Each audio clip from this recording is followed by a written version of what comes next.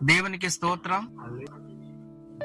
కూడొచ్చిన మీ అందరికీ నా యొక్క ధన్యవాదాలు తెలుపుతున్నాను.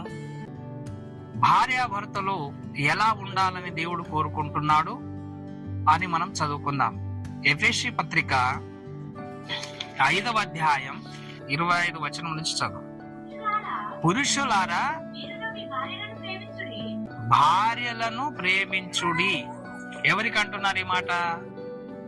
పురుషులకు అంటున్నాడు. కానీ ఆ వర్డ్ మంచిగా చదివితే మీరును అంటే అర్థం ఏంటి అంటే, అంతకు ముందే ఎవరికి చెప్పాడు దేవుడు? స్త్రీలకు చెప్పాడు. ఏమంటున్నాడు? పురుషులారా మీరును అంటే అంతకు ముందు ఎవరికి చెప్పాడు? స్త్రీకి చెప్పాడు. అది పైన ఉందన్నమాట. 22వ వచనం చదవండి.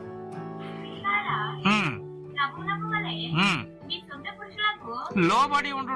స్త్రీలకు ఏం చెప్తున్నాడు దేవుడు? స్త్రీలారా మీ సొంత పురుషులకు లోబడాలి. లోబడాలి అంటే భర్తకి లోబడాలి. లోబడడానికి ముందే ప్రేమ ఉండాలి. ప్రేమ ఉంటేనే కదా లోబడతారు. ప్రేమ లేకపోతే లోబడతారా? ఎప్పుడైతే ప్రేమ ఉంటుందో అప్పుడే భర్త మాటని మనకు రుచిస్తాయి. ప్రేమ లేకపోతే భర్త మాట రుచించదు. ఇక్కడ మనం 25వ వచనంలో చదువుకుంటున్నాం. పురుషులారా మీరును మీ భార్యలను ప్రేమించుడి. మీరును అంటే మొదట దేవుడు స్త్రీకి చెప్పాడు, నువ్వు నీ భర్తను ప్రేమించు, లోబడి ఉండు, విధేయురాలుగా ఉండు అంటున్నాడు.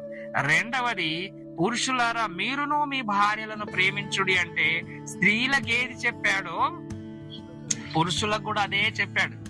మీరును అన్న మాటలోనే అర్థం ఉంది. అది మానసికంగా ఆత్మీయంగా ఇద్దరి మనసు ఒక్కటై ఉండాలి. ఇప్పుడు ఇక్కడ రండి, 28వ వచనం రండి. అటువలనే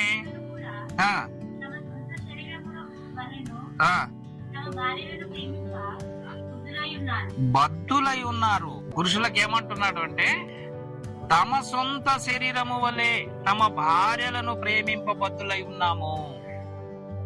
శరీరాన్ని నువ్వు ఎంత బాగా ప్రేమించుకుంటావు?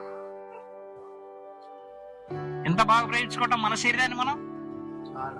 మన శరీరాన్ని ఎంత బాగా అయితే ప్రేమించుకుంటామో అదే విధంగా భార్యలను ప్రేమించమంటున్నాడు. దాని అర్థం ఏంటి అనంటే, భార్య భర్తలో సగభాగం. భర్త నుండి తీయబడింది భార్య అంటే ఏక శరీరం. భార్య భర్తలేంటి? ఏక శరీరం. ఏక శరీరమే గనక నీ శరీరములోని కొంత భాగం పక్కకుంది గనక ఈ శరీరానికి నొప్పి అయితే ఈ శరీరానికి కూడా నొప్పి అవుతుంది అని అర్థం చేసుకోవాలి. ఆ శరీరానికి నొప్పి అయితే, ఆ మనసుకు గాయం అయితే, ఆ మా హృదయం గాయపడితే నా హృదయానికి కూడా గాయం అవుతుంది అనుకోవాలి. భార్యను ప్రేమిస్తున్నావు అంటే అర్థం నీ శరీరాన్ని నువ్వు ప్రేమిస్తున్నావు. నీ శరీరమే పక్కన ఉంది. నీ పక్కకున్న శరీరం ఏ శరీరం? అది నీ శరీరమే. భర్తకు అంటున్నాడు దేవుడు, నీ శరీరం నీ పక్కనే ఉంది. ఆ శరీరాన్ని నువ్వు ప్రేమించాలి అని అంటే నీ భార్యను ప్రేమిస్తే నీ శరీరాన్ని నువ్వు ప్రేమించుకున్నట్టే. అదే ఎవరికి అప్లై అవుతుంది? ఇప్పుడు స్త్రీకి అప్లై అవుతుంది. అంతే కదా. పురుషుని శరీరం నుంచే తీశాడు కదా దేవుడు. అంటే ఇప్పుడు ఈ శరీరం పురుషుంది, పురుషుని శరీరం ఈ శరీరం. అంటే ఇద్దరు ఒకటే శరీరం. అంటే ఒకరికొకరు ప్రేమించుకోవాలి, ఒకరికొకరు విధేయత కలిగి లోబడి ఉండాలి. భార్య మాట తీసేయకూడదు భర్త, భర్త మాట భార్య కూడా తీసేయకూడదు. అంతే కదా దీని అర్థం. ప్రతివాడును పోషించి సంరక్షించుకొనను. సంరక్షించుకొనను అంటే పోషించుకొనను. పోషణ అంటే ఏంది? భార్యను భర్త పోషించాలి, భర్త భార్యను పోషించాలి. ఈ పొద్దు భయం అయిపోయింది. భార్య సంపాదించిందంటే ఇది నా డబ్బు అంటుంది, భర్త సంపాదించినట్టే నీకే తెలుసు నేను సంపాదించటనున్నా నా డబ్బు. అది ఎవరికి మోసం చేసుకుంటున్నారు మీరు? భర్త సంపాదనే భార్య సంపాదన, భార్య సంపాదనే భర్త సంపాదన. భార్య పేరు భర్తకుంది, భర్త పేరు భార్యకు వచ్చింది. ఇద్దరు ఏక శరీరం. నీ ఆస్తి భర్త. ప్రమాణంలో ఇది కూడా ఉంది. పాస్టర్ అన్నది అంటాం అంతే, అర్థం కాదు మనకు. ఇద్దరు ఒకరి ఆస్తి ఒకరిది, ఒకరి జీతం ఒకరిది, ఒకరి పైసా ఒకరిది. ఇద్దరిది. ఇద్దరు కలిసి ఎవరి కోసం ఆలోచించాలి? పుట్టబోయే సంతానం కోసం ఆలోచించాలి. వారిద్దరు ఏక శరీరం అంటాడు దేవుడు. దేవుడు జతపరిచాడు. భార్య భర్తల బంధం అద్భుతమైన బంధం. కొరింథీయులకు రాసిన మొదటి పత్రిక 7వ అధ్యాయం 4వ వచనం చదువుకుందాం. భర్తకే గాని భార్యకు తన దేహం పైన అధికారం లేదు. భర్తకు కొంచెం లైట్ కలర్ చీర నచ్చింది అనుకో, కట్టుకోవే ప్లీజ్ అన్నాడు అనుకో, చలో నేను 2 చీరలు కట్టుకుంటా అన్నది అనుకో, ఏమన్నట్టు ఇది?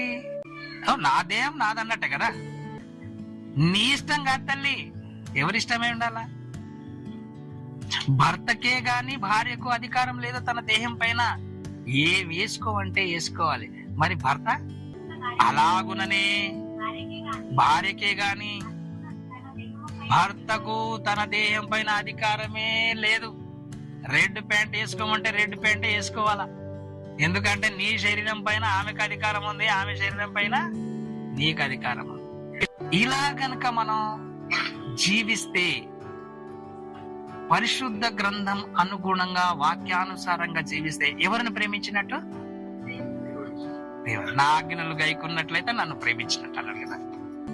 దాంపత్య జీవితంలో ఈరోజు కొట్లాటలు, ఇబ్బందులు, విడాకుల వరకు ఎందుకు వెళ్తున్నాయి అని అంటే, ఒకరికొకరు ప్రేమించుకోవటం లేదు, విధేయత చూపించుకోవటం లేదు, లోబడటం లేదు. క్రీస్తు యొక్క బోధనలలో భార్య గొప్ప కాదు, భర్త ఎవరికి కొమ్ములు లేవు, ఇద్దరు సమానమే.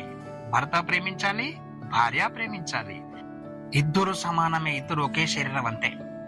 ఇద్దరు ఒకే శరీరం. భార్యలు భర్తలు ఈ అద్భుతమైన మాటలు మన హృదయంలో ఉంచుకోవాలి. ప్రియ దేవుని బిడ్డలారా, 13వ అధ్యాయం మొదటి కొరింథీయులకు రాసిన పత్రిక 13వ అధ్యాయం 4వ వచనం. ప్రేమ దీర్ఘకాలము సహించును.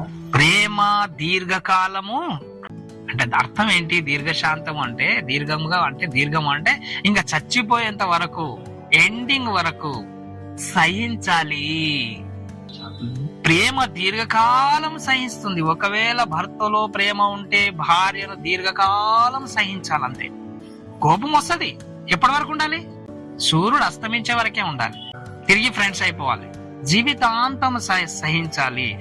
నీలో ప్రేమ ఉంటే నువ్వు సహిస్తావు అంతే. భార్య సహిస్తుంది, భర్త సహిస్తాడు. రైట్.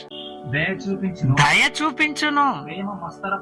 దయ చూపించును. దయలేని భార్యలు, దయలేని భర్తలు ఈ రోజు ఉన్నారు. భార్యకి ఏమైనా అయిందంటే ఇట్లా పెనం మీద ఉప్పేస్తే చటపటలాడుతుందే, అట్లా ఆడాలి. భార్య కూడా అదే విధంగా తల్లడిల్లాలి. దయ. ఏం చేయాలి నా భర్త కోసం, ఏం చేయాలి నా భార్య కోసం? దయ. అది ప్రేమ. ప్రేమ ఉన్నవాడికి దయ ఉంటుంది, ప్రేమ ఉన్నవాడికి దీర్ఘశాంతం ఉంటుంది, సహిస్తాడు, సహిస్తుంది, దయ ఉంటుంది ఆవిడకి. నా భర్త ఏం తిన్నాడో, ఎప్పుడొస్తాడో, నా భార్య ఏం తిందో ఫోన్ చేసి అడగాలి, తిన్నావా, పనుల్లో మర్చిపోయిందేమో. దయ. ఆమె ఆరోగ్యం బాగుంటేనే కదా నీకు అన్ని బాగుంటాయి. భర్త ఆరోగ్యం బాగుంటేనే కదా నీకు డబ్బులు వస్తాయి. ఒకరి ఆరోగ్యం ఒకరు ఆలోచించాలి. ఒకరి ఆరోగ్యం కొరకు ఒకరు ఆలోచించాలి. స్వార్థం ఉంటే ప్రేమ లేదు. ప్రేమ దీర్ఘశాంతము కలిగి ఉంటుంది, సహిస్తా ఉంది, దయ కలిగి ఉంటుంది, మచ్చరపడదు. భర్త గౌరవం వస్తే కొంతమంది భార్యలు బాధపడుతూ ఉంటారు. భార్య గౌరవం వస్తే భర్తలు బాధపడుతూ ఉంటారు. మచ్చరపడడం దరిద్రం. ఇది నీ శరీరానికే కదా గౌరవం వస్తుంది, నీ శరీరానికే కదా గౌరవం వస్తుంది. సంతోషించాలి. నీ భార్యకు మంచి పేరు వస్తే నువ్వు సంతోషించాలి, నీ భర్తకు మంచి పేరు వస్తే నువ్వు సంతోషించాలి. అద్భుతమైన మాటలు బైబిల్లో ఉన్న మాటలు.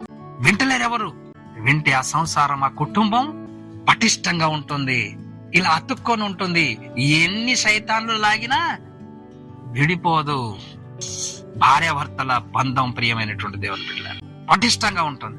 ప్రేమ ఉండాలి, విధేయత ఉండాలి, లోబడితనం ఉండాలి. ఇద్దరిలో ఉండాలి, ఒకరిలో కాదు. డంబముగా లేదు నేను ఇంత ఉద్యోగం చేస్తున్నా, భర్త భార్యలు డంబాలు అంటే గొప్పలు చెప్పుకోవడం. ఏమైతుంది? నేను గొప్పలు చెప్తే ఏమైతుంది? ఆమె కొంచెం ఇన్సల్ట్ అవుతుంది కదా. ఆమె ఇన్సల్ట్ ఏం చేస్తుంది? బాధపడుతుంది కదా. ఆమె కూడా ఒక ప్లాన్ వేస్తుంది, నేనేం చెప్పాలి పెద్దది. ఆ ప్లాన్లను మళ్ళా ఉండదు. ఎన్ని ప్రాబ్లమ్స్ ఇవన్నీ. అమర్యాదగా నడవదు. భార్యను గౌరవించాలి, భార్య భర్తను. అర్థమైందా? మర్యాదగా నడవదు, సప్రయోజనం విచారించుకున్నదు, త్వరగా కోప్పడదు, అపకారం మనసులో ఉంచుకున్నదు. ఏదైనా తప్పు జరిగిందనుకో భార్య వల్ల, అది మనసులో ఉంచుకోకూడదు. ప్రేమ ఉంటే, ప్రేమ అన్ని తప్పులు కప్పును. దేవుడి మాటలు దీవించు. ఆమేన్.